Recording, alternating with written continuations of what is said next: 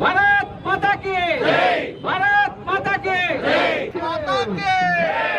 బోలో భారత్ హిందుస్తాన్ జిందాబాద్ జిందాబాద్ జిందాబాద్ హిందుస్తాన్ జిందాబాద్ ఉరియాలి తీవ్రవాదులను ఉరియాలి మాతా key Kangen Sanjeev అగ్రవాదు బోలో భారత్ మాతా key బోలో భారత్ మాతా కీ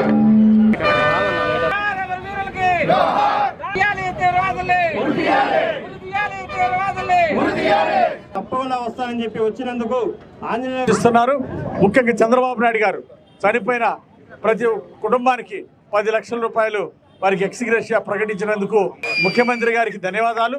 అలాగే పవన్ కళ్యాణ్ గారు వెళ్ళి వారిని చనిపోయిన కుటుంబాలని పరామర్శించడం ఎంతో అభినందనీయం అని చెప్పేసి ఈ సందర్భంగా తెలియజేస్తూ జనసేన గత 3 రోజులుగా చేసినటువంటి కార్యక్రమాల్ని మరి నాగసింహరాయలు గారిని వారి టీం అందరినీ కూడా హృదయపూర్వకంగా అభినందనలు తెలియజేస్తూ కార్యక్రమంలో పాల్గొన్నటువంటి బీజేపీ నాయకులకు, మంత్రి గారు రవికుమార్ గారికి, అలాగే మాచర్ల శాసనసభ్యులు జోలకండి బ్రహ్మానందరెడ్డి గారికి ప్రత్యేక ధన్యవాదాలు తెలియజేస్తూ మరి కొనసాగించాల్సిందిగా కోరుతున్నా. దాడి ఏ విధంగా చేసిందో మన ప్రపంచ దేశాలన్నింటి కూడా కలిసివేసింది అనమాట. ఎందుకంటే ఆర్థికంగా ప్రపంచంలో అన్ని దేశాలతో పోటీపడి నెంబర్ 3 స్థాయికి మన దేశం ఎదిగింది. దాన్ని ఓర్వలేక పర్యాటక రంగాన్ని ముఖ్యంగా దెబ్బ కొట్టాలి. ఇక్కడ భారతదేశంలో హిందువులు, ముస్లింలు, ఏ కులాలకైనా మతాలకైనా అందరూ అనంత సోదర భావంతో కలిసిమెలిసి ఉంటా ఉన్నారు. వీళ్ళ మధ్య ఐక్యతను దెబ్బ కొట్టాలనే ఉద్దేశంతో ఈ విధంగా దాడి చేయడం చాలా బాధాకరమైన విషయం.